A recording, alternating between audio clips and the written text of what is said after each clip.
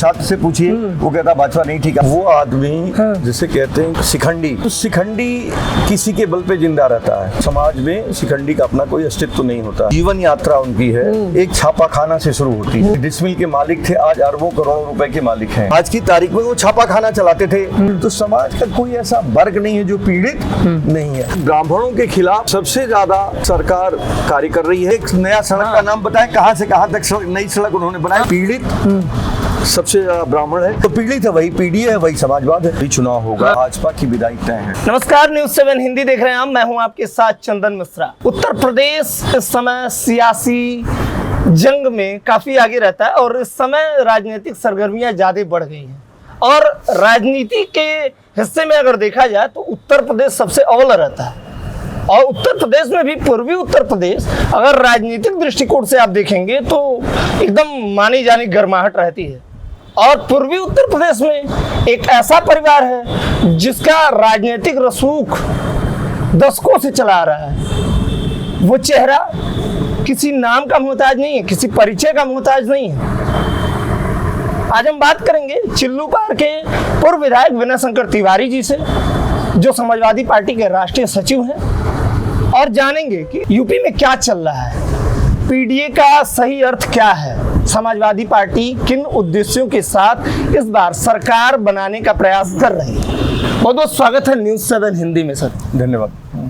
क्या समाजवादी पार्टी का जो पीडीए का रोल है, सबसे पहले हम वहीं से शुरुआत करते हैं कि पहले था वाईएम, लोग कहते थे कि ये यादवों और मुसलमानों की पार्टी है, आरोप लोग लगाते थे।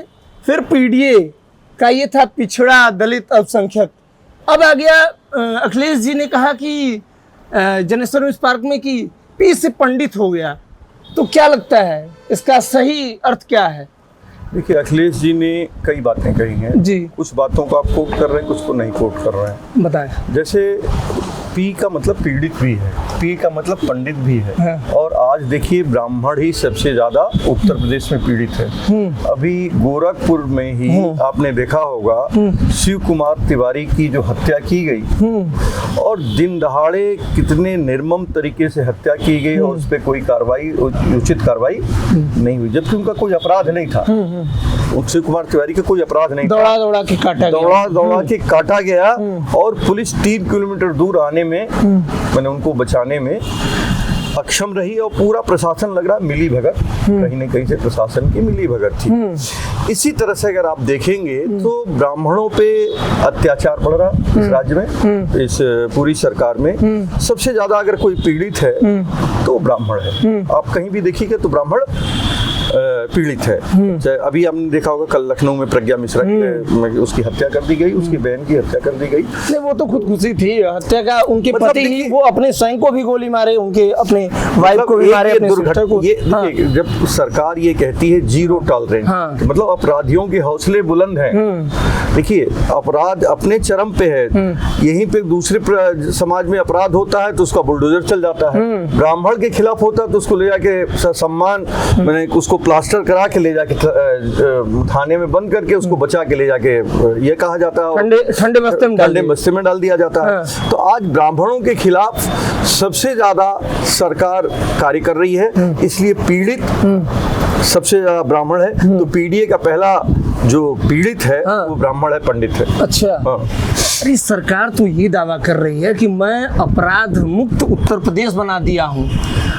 अतीक से लेके बड़ी बड़ी जितने माफिया थे उनको या तो यहाँ से हटा दिया या तो वो जेल में है। उनका स्थान या तो जेल में है या तो इस धरती पे नहीं है। और आप कह रहे हैं कि जीरो टॉलरेंस की बात सरकार नहीं कर पा रही है। दूसरी चीज, सरकार ये कह रही है कि मैं पहले जो व्यवस्था थी, कानून व्यवस्था, और इसमें जमीन आसमान का अंतर है। पहले ये होता था डायरेक्ट नौकरी लगती थी कि हमारा आदमी है भैया, जा रहा है, इंटरव्यू भी नहीं देना है, डायरेक्ट नौकरी लग जाएगी। हमारे यहाँ तो ऐसा चीज नहीं है। जब नौकरी किसी को नहीं लग रही है, बेरोजगारी अपने चरम पे है, महंगाई अपने चरम पे है, कानून व्यवस्था जो मेरे ख्याल से प्रदेश के मुखिया का बड़ा प्रिय सगल है। आज देखिए, आपने कहा कि पहले खराब थी, आज अच्छा है। तो कोई ऐसा दिन नहीं है किसी न किसी जिले में हत्याएं ना हो रही हैं। कोई ऐसा दिन नहीं। आप उठा के अखबार, खासकर जबकि अखबार भी फिल्टर्ड है, तो आज की तारीख में जब रोज कहीं हत्या हो रही है तो जीरो टॉलरेंस कैसे हो सकती है? ये तो दिखाई दे रहा ना कि कानून व्यवस्था लचर है। जो उसके रक्षक हैं वही भक्षक हैं। कहीं तमाम ऐसे आ रहे हैं कि पुलिस वाले ही लोगों को प्रताड़ित कर रहे हैं, जात विशेष के पुलिस वाले हैं, जात विशेष के कर्मचारी हैं। तो जात विशेष, तो जातीयता मेरे ख्याल से इस सरकार में जितनी है, मेरे ख्याल से किसी सरकार में इतनी जातीयता नहीं रही है। अच्छा, एक सवाल और बनता है, जैसे पेपर लीक अभी हुआ, बच्चे जंतर मंतर पे धरना दिए, प्रोटेस्ट किए, फिर आप देखिए कई राज्यों में, हर राज्यों में ये चीज़ें हो रही हैं। तो आपको कहीं ना कहीं पार्टी स्तर से हटके आप ये बताइए कि वहाँ पे पार्टी की गलती है या नैतिकता की गलती है? आदमी का नैतिक पतन हो रहा है कि उसके लिए पार्टी या मुखिया जिम्मेदार है? आप इसे किस रूप में देखते हैं? सरकार जिम्मेदार। देखिए, पार्टियां या व्यक्ति कैसे जिम्मेदार है? जब पेपर लीक होगा तो सरकार के सिस्टम से लीक होगा। ठीक है। किसी भी पेपर को कराने की जिम्मेदारी सरकार के पास है। तो जब सरकार के पास जिम्मेदारी है, अगर कोई चीज गलत हो रही है तो सरकार की जिम्मेदारी है ना।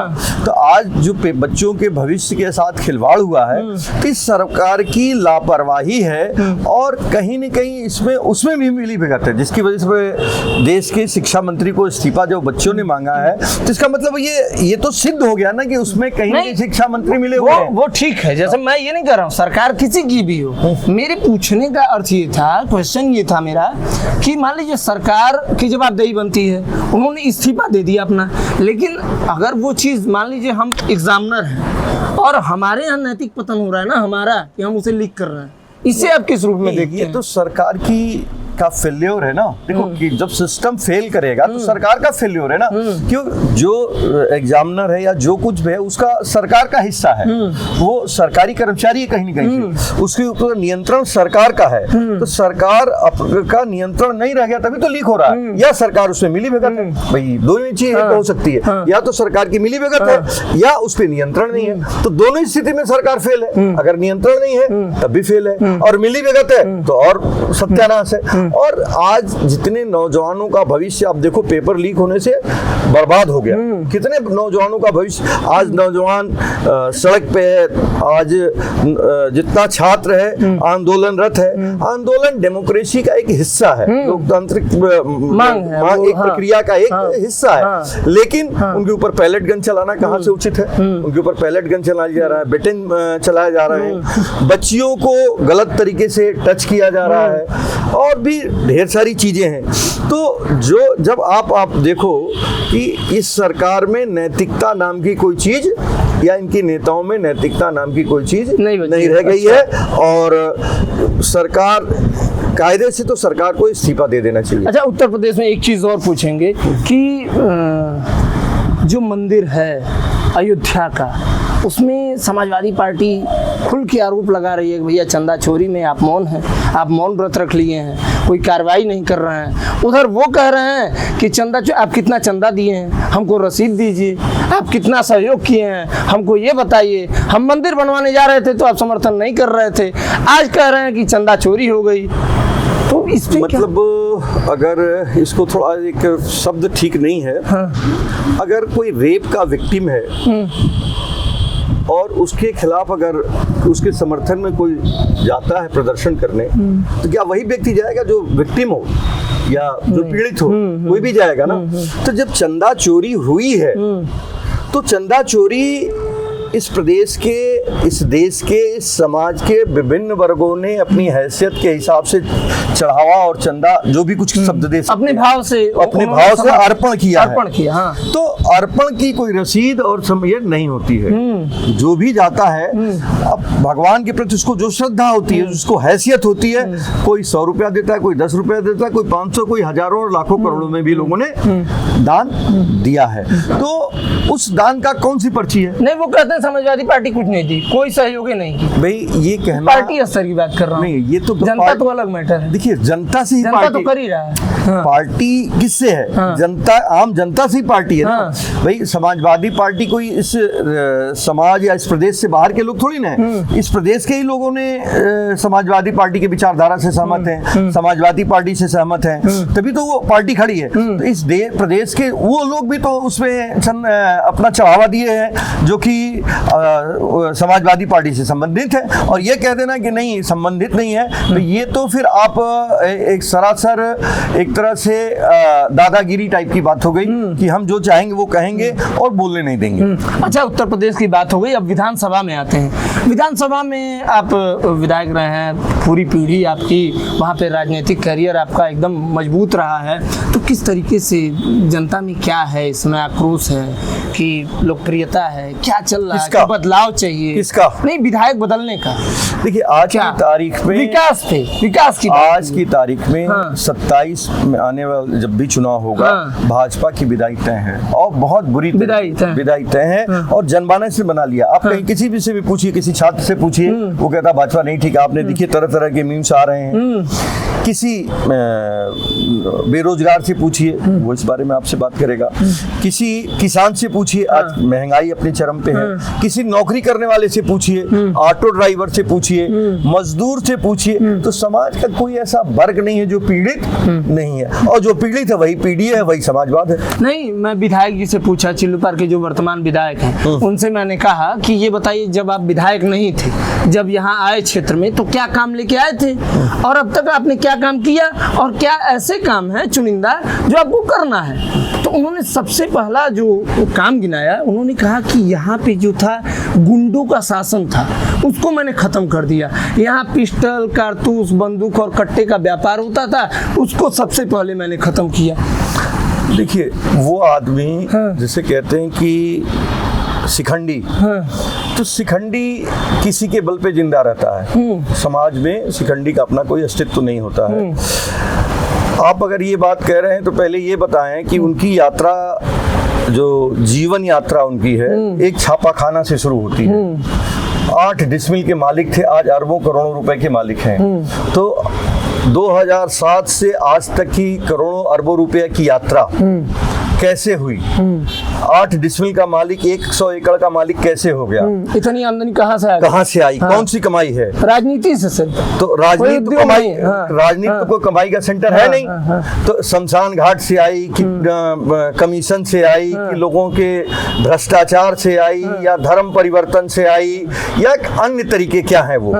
क्योंकि आज की तारीख में वो छापाखाना चलाते थे, और छापाखाना कितने का था वो तो मेरे ख्याल से बामुश्किल से उनका जीवन उस पे यापन होता था उस छापाखाने से। 8 डिसमिल जमीन थी, आज अरबों रुपए की संपत्ति, करोड़ों रुपए की संपत्ति है उनके पास, तो सैकड़ों एकड़ जमीन है। तो ये यात्रा कैसे पूरी हुई? पहली बात। दूसरी बात, जो कट्टाबंद, तो वो 15 साल से 10 साल एमएलए पहले भी रहे हैं। उस 10 साल में कट्टा बंदूक कहाँ गया था, और उसमें क्या बड़ा सवाल है। उन 10 सालों में कट्टा बंदूक कहाँ गया था? नहीं, मैं ये कह रहा हूँ कि चिल्लूपार में शिक्षित वर्ग नहीं है, बस कट्टा। नहीं, उनको देखिए, ये चिल्लूपार के नौजवानों के ऊपर लांछन है, और ऐसा शिखंडी जनप्रतिनिधि जो अपने आप को बचाने के लिए चिल्लूपार के नौजवानों का को गलत सहारा लेने का काम कर रहा है। कि क्योंकि 10 साल वो विधायक रहे हैं, तो उस 10 साल में कितने कट्टे बम बनवाया उन्होंने, ये तो बताएं पहले। वो आखिर 10 साल तो उन्होंने कहा रोक लगाया हूँ, पहले बनता था, कहाँ बनता था, रोक लगवाया। वो फैक्ट्रियां यहाँ के युवा दिग्भ्रमित हो गए थे, यहाँ के युवा दबंगई बस करते थे। अब उनको एक अवसर मैंने दिया, समाज में कैसे संस्कार दिया, व्यवस्था अलग अलग तरीके से। हमने कहा अवसर तो यही दिया है कि गुलरिया थाने में जो बच्चा चोरी का FIR है, नारकोटिक्स विभाग की जमीन कब्जे में है, शमशान घाट की जमीन कब्जे में है, शमशान घाट से चंदा लिया जा रहा है, टाउन एरिया से चंदा लिया जा रहा है, नगर टाउन एरिया के पार्क को कब्जा करके उसमें दुकानें बनाई जा रही हैं। तो भ्रष्टाचार तो अपने चरम पे। कहाँ पे क्या भ्रष्टाचार सिखा रहे हैं क्या उत्तर प्रदेश के या चिल्लूपार के नौजवानों को? तो क्या ये सिखा रहे हैं वो कि चिल्लूपार का नौजवान जमीन कब्जा करे? आज देखिए गढ़ई और पोखरे कब्जे किए जा रहे हैं टाउन एरिया के द्वारा। दूसरा उन्होंने कार्य बताया, मैं बता रहा हूँ, दूसरा कार्य बताया कि सड़कों का जाल आपके परिवार ने बनाया, ठीक है, लेकिन जो सड़क बनवाई मैंने बनवाई, उन्होंने, उनका कहना है सड़क जी ने बनवाया। एक नया सड़क का नाम बताएं, कहाँ से कहाँ तक सड़क, नई सड़क उन्होंने बनाई, उस सड़क का नाम बता दें।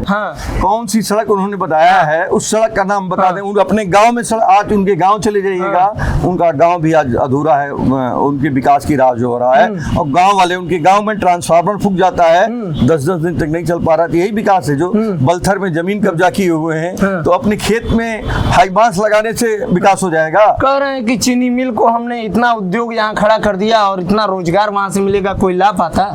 कोई ला पाता? हम तो जब कहे कि हम सत्ता में नहीं थे तब भी हम जाके शीर्ष नेतृत्व से बात करते थे और यहाँ के युवाओं के लिए, यहाँ के लोगों के लिए कुछ करने की मांग करते थे। हमने एक क्वेश्चन किया कि विधायक जी, आप पे आरोप लगता है कि आप पोस्ट में वो सब चीज लिख देते हैं, वो सब चीज लिख देते हैं जो धरातल पे नहीं होता है। हमने साफ स्पष्ट ये क्वेश्चन किया तो उन्होंने कहा कि आप सही कह रहे हैं लेकिन मैं उसे धरातल पे लाता हूँ। नहीं, कहाँ से जैसे अब दो चीजें हैं, जैसे जो धुरिया पार आज की तारीख में गीडा द्वारा बनाया जा रहा है, तो गीडा बनाने में उनका क्या योगदान है? या पहले प्रदेश सरकार का योगदान है या उनका योगदान है?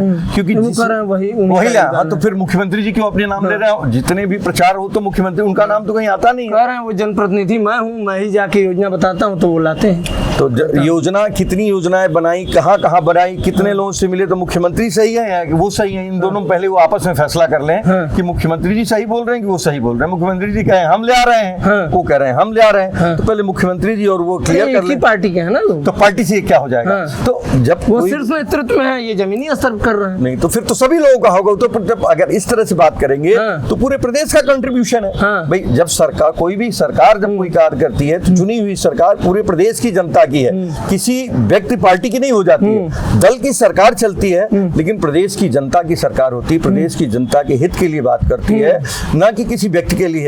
कोई शमशान घाट बनाने की बात जैसी बात नहीं है, ये चंदा लेके बात नहीं हुई है, ये टाउन एरिया का ये नहीं कि आप ले आके दुकान बना के कब्जा कर लिया, आपने पार्क में दुकान बना के कब्जा कर लिया। ये तो प्रदेश सरकार ने योजनाएं बनाई, और जो भी प्रदेश सरकार, ये बार बार उनका विभाग कहता है, रोज विज्ञापन आ रहे हैं कि हमने इनको इनवाइट किया बुलाने के लिए। तो ये तो मुख्यमंत्री जी कहते हैं। विकास में ना कई सारे नाम गिनवा दिए, मिनी स्टेडियम की बात, गोला बस स्टैंड की बात, कहाँ है गोला बस स्टैंड? कहाँ है? मैं कहाँ अभी आया तो फिर जमीन नहीं मिल रही है, तो नहीं जमीन ले लिया गया है, अब आ जाएगा। नहीं, कब ले लिया गया भाई? फिर उन्होंने कहा कि धुरिया चीनी मिल जो आप देखिए तो बंद हो गई। इतना वहाँ प्रोजेक्ट आने वाले हैं। फिर मैंने कहा सड़क की बात, तमाम इतना विकास बता दिए कि हम भाई विपक्ष से पूछे। धुरिया जो मिनी स्टेडियम है आदरणीय हरिशंकर तिवारी जी की देन है। और जब आज नहीं, आज के मतलब वो कहे होम्योपैथिक कॉलेज खुलवा दिया। देखिए, उनकी अपनी योगदान, विकास यही है कि उनका स्वयं का विकास हुआ। चिल्लू पार्क का शून्य है, सड़कें आज करा रही हैं जगह जगह। आपने देखा होगा, छात्र नौजवान पूछ रहा है कि सड़कें कहाँ गायब है, विकास कहाँ गायब है। आने वाला 27 में इसका जवाब मिल जाएगा आपको। और वो ये भी कहते हैं कि मैं टिकट मांगने नहीं जाता हूँ, टिकट मुझे खुद मेरी काबिलियत पे आके पार्टी देती है। वो ये भी कहते हैं। भाई इसका उनकी पार्टी से पूछना पड़ेगा, ये हम कैसे बता सकते हैं? ये तो नहीं, पार्टी किसी भी पार्टी में रहते हैं तो कहते हैं मैं बीएसपी में भी था तो मुझे बहन जी आके टिकट दी थी। हाँ तो भाई बहन जी, और उसके बाद मैं इसमें आया तो उसमें भी मैं इतना मतलब कर्मठ हूँ, मैं इतना काम करता हूँ। भाई अगर कर्मठ है तो ये बात वो दल ही बता पाएंगे, हम तो नहीं बता पाएंगे। उस दल से जाके बात कर लीजिए कि भाई वो कितने कर्मठ है। और मेरे ख्याल से उतना अकर्मणी विधायक, अगर उन्होंने पूछिए पूरे विधानसभा में कितने बार प्रश्न किया है, उतना अकर्मणी तो कोई विधायक ही नहीं होगा। अच्छा, 2027 का क्या लक्ष्य है आपका, और किस तरीके से समाजवादी पार्टी पूरे उत्तर प्रदेश में कितनी सीट ला रही है या सरकार बना रही है? स्पष्ट बहुमत की सरकार बनाने जा रही है समाजवादी पार्टी। आदरणीय अखिलेश यादव जी उस सरकार के मुखिया होंगे, मुख्यमंत्री होंगे, और इसमें कहीं कोई संशय नहीं रह गया है। और आने वाला समय समाजवादी पार्टी का है। बहुत बहुत धन्यवाद। न्यूज़ 7 हिंदी से बात। धन्यवाद। तो आप देख रहे थे विनय शंकर तिवारी जी को, जो अपनी पूरी विपक्ष किस तरीके से उन पे सवाल कर रहा है। समाजवादी पार्टी से पीडीए का क्या फार्मूला है मंदिर चंदा चोरी को लेकर, और किस तरीके से विकास योजनाओं का क्या प्रारूप है पूरा, और चिल्लू पार से लेकर पूरे उत्तर प्रदेश में किस तरीके से समाजवादी पार्टी अपना स्तंभ बना रही है और किस तरीके से वो आ रही है, इनका जैसा कि दावा है। आप देख रहे थे। अन्य खबरों के लिए बने रहे न्यूज़ 7 हिंदी पर। धन्यवाद।